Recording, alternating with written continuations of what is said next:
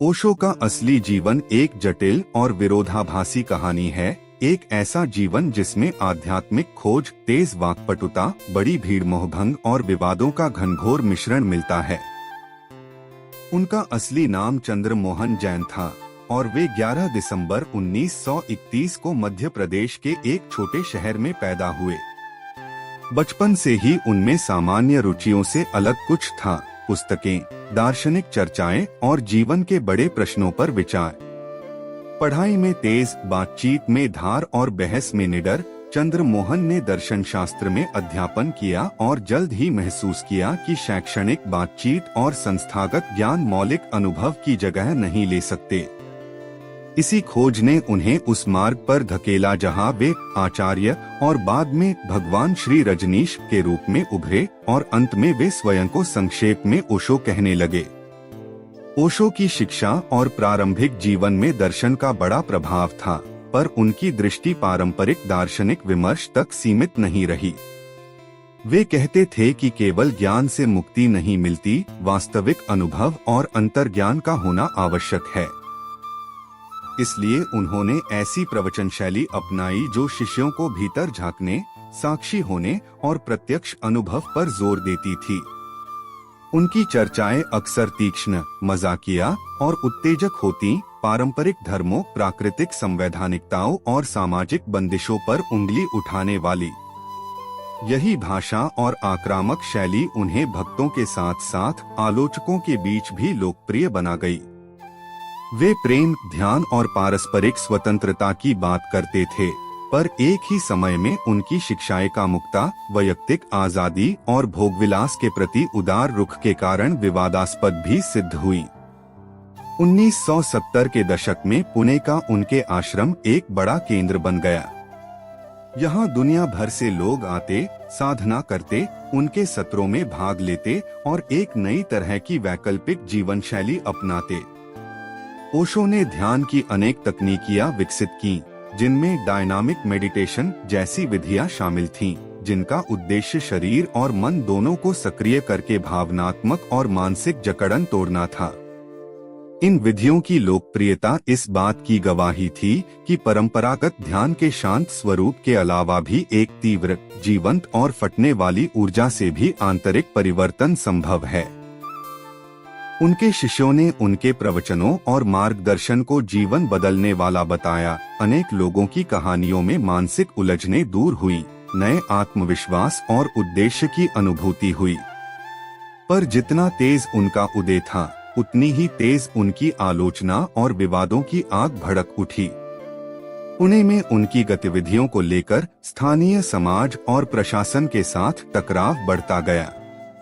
उनके शिष्यों का जीवन शैली, आर्थिक समृद्धि और खुलेपन ने पारंपरिक समुदायों में असंतोष पैदा कर दिया। विदेश से आने वाले अनुयायियों की संख्या और उनसे जुड़ी धनराशि ने भी प्रश्न खड़े किए, क्या आध्यात्मिक गुरु का जीवन विलासिता की ओर बढ़ सकता है? ओशो के भव्यता के प्रतीक, महंगी कारें, विदेशी आवास और विलासितापूर्ण जीवन शैली ने उनके विरोधियों को और कटु बना दिया। वहीं समर्थकों का तर्क था कि अर्थ स्वीकृति और भोगविलास का उपयोग भी स्वतंत्रता और आंतरिक विकास के हिस्से के रूप में किया जा सकता है। उनके अनुसार पदार्थों को नकारने का मतलब जीवन से कट जाना नहीं होना चाहिए, बल्कि उसे समझदारी से जीना चाहिए। 1970 के दशक के अंत और 1980 के दशक के आरंभ में ओशो और उनकी संवादशाला का केंद्र धीरे धीरे अंतर्राष्ट्रीय रूप ले चुका था। उन लोगों ने अमेरिका में एक विशाल सामुदायिक परियोजना आरंभ की, ओरेगॉन राज्य में एक कृषिक उपनिवेश जिसे राजनीशपुरम कहा गया। यहाँ का उद्देश्य था एक मुक्त समाज का निर्माण, जहाँ उनकी वैचारिक और आध्यात्मिक प्रयोगों को एक नया स्थायी घर मिले।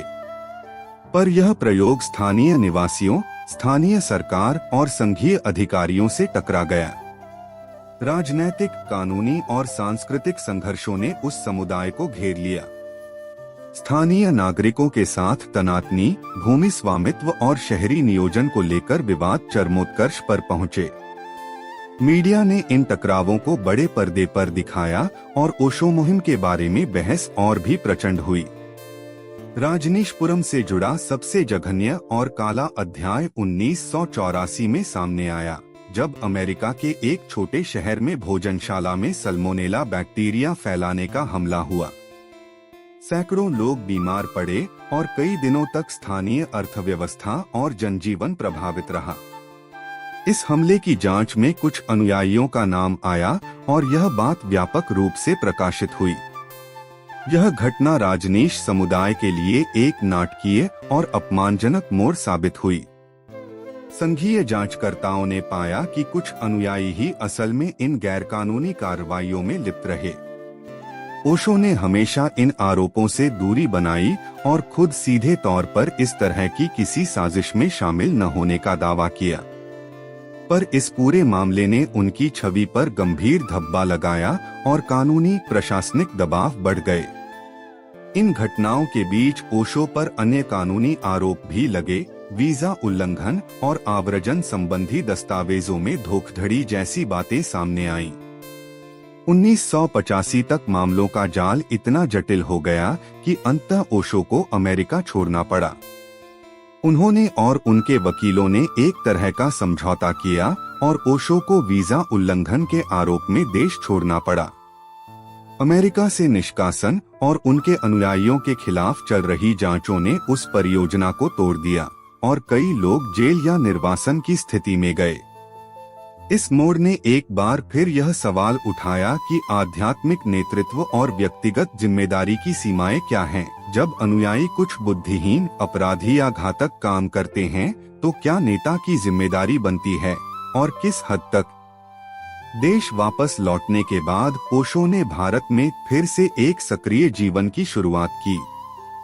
धीरे धीरे मीडिया और समाज में उनका प्रभाव बदलता गया। जो लोग पहले उन्हें हीन समझते थे, वे उनकी बातों में आत्मनिरीक्षण और गहरी समझ देखते। जो पहले उनसे आकर्षित थे, वे कुछ हद तक खंडित हो गए और नई पीढ़ियां उनके प्रवचनों में से शब्द और विचार लेकर आध्यात्मिक प्रयोग कर रही थीं। 1989 में उन्होंने ओशो नाम अपनाया। यह नाम उनके भक्तों और समर्थकों ने जारी रखा और आज भी उनकी शिक्षाओं को इस नाम से जाना जाता है। उनके अंतिम वर्षों में शारीरिक स्वास्थ्य गिरा और 19 जनवरी 1990 को उनका देहांत हुआ। पर मृत्यु के बाद भी उनकी शिक्षाओं और विवादों की गूंज नहीं रुकी। उनकी किताबें, लेक्चर और ऑडियोविजुअल सामग्री आज भी पढ़ी और सुनी जाती हैं।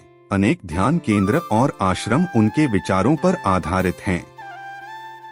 ओशो की शिक्षाएं पारंपरिक शास्त्रीय धर्मों की आलोचना करती थीं, पर एक ही समय में उनमें जीवन के आनंद, प्रेम और चेतना के विकास का बोलबाला था।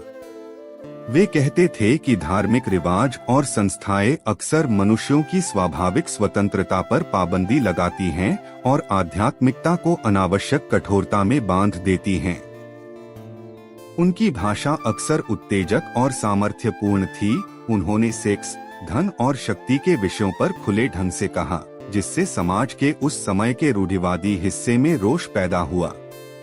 पर उनके समर्थक बताते हैं कि उनकी मंशा उन बंधनों को तोड़कर व्यक्ति को खुद के अनुभव तक पहुंचाना थी, न कि केवल वैचारिक विद्रोह। उनका ध्यान केंद्रित था व्यक्तिगत सत्य, अनुभूति और साक्षात्कार पर, अध्ययन या बाहरी मान्यताओं पर नहीं।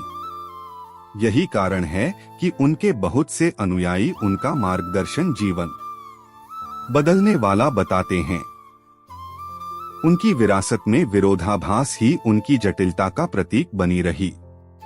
कुछ लोग उन्हें एक स्पष्ट रूप से निंदनीय नेतागण मानते हैं, जिन्होंने अनुयायियों की आस्था का दुरुपयोग किया और जिनके कारण कई लोगों का जीवन प्रभावित हुआ। अन्य लोग उन्हें आधुनिक समय के एक साहसी विचारक मानते हैं, जिसने मानव चेतना, ध्यान और व्यक्तिगत स्वतंत्रता के विषयों पर नई बात कही। उनकी किताबों की बिक्री, उनके प्रवचनों का व्यापक प्रसार और विश्व भर में बने ध्यान केंद्र यह दर्शाते हैं कि उनकी शब्दावली और दृष्टि ने बहुत लोगों को छुआ है। साथ ही राजनीशपुरम का इतिहास और 1980 के दशक के विवाद यह भी सिखाते हैं कि आध्यात्मिक सामुदायिक प्रयोगों में पारदर्शिता, नैतिक जवाबदेही और कानूनी सीमाओं का पालन कितनी अनिवार्य बात है। ओशो की कहानी इसलिए भी रोचक है क्योंकि वह दिखाती है कि कैसे एक व्यक्ति की करिश्माई उपस्थिति, तीव्र विचारधारा और नेतृत्व कौशल विश्व स्तर पर एक बड़े आंदोलक को जन्म दे सकती है, और कैसे वही गुण अगर अनियंत्रित या गलत दिशा में प्रयोग किए जाएं, तो विनाशकारी परिणाम भी दे सकते हैं। उनके जीवन में प्रेम और आत्मान्वेषण की गहरी चाह थी, वहीं उनके आसपास के लोगों और घटनाओं ने एक नाटकीय, कभी कभी भयावह परिदृश्य भी रचा। आज भी उनके बारे में शोध, किताबें और वृत्तचित्र बनते रहते हैं, उनके लेख और प्रवचन पढ़े जाते हैं और उनके अनुयायी उनसे जुड़ी तकनीकों का अभ्यास करते हैं। किसी ने ओशो को देवता कहा, किसी ने सनकी, पर सत्य यह है कि उनका जीवन उन विरासतों में से एक है जो आसानी से तभी भुलाए नहीं जा सकते जब तक लोग सवाल पूछना बंद न कर दें। ओशो की कथा में सबसे बड़ा रहस्य शायद यह है कि उन्होंने जो कहा और जो किया, दोनों अलग अलग तरह से लोगों के जीवन पर असर डालते रहे। कुछ लोगों के लिए वे मुक्ति के प्रवक्ता थे, कुछ के लिए विवादों का केंद्र, कुछ ने उनके आश्रमों में शांति पाई, कुछ ने अपने परिवारों और समाज से छूटकर अकेलापन वास्तविकता में पाया। इतिहास के पन्नों में उनकी छवि बहुरूप धरूप है, प्रतिभाशाली वक्ता, गहरी अंतर्दृष्टि वाला गुरु, वैचारिक बागी, विवादों का प्रसंग और एक रोचक आध्यात्मिक प्रयोग का नेतृत्व करता। उनके जीवन का अंतिम सबक शायद यही है कि आध्यात्मिक अन्वेषण और मानवीय कमजोरियां अक्सर साथ साथ चलती हैं, और किसी भी करिश्माई नेतृत्व को समझने के लिए हमें कठोर निरीक्षण, संतुलित आलोचना और स्वयं के अनुभव का सहारा लेना होगा, नॉट बस श्रद्धा या निंदा।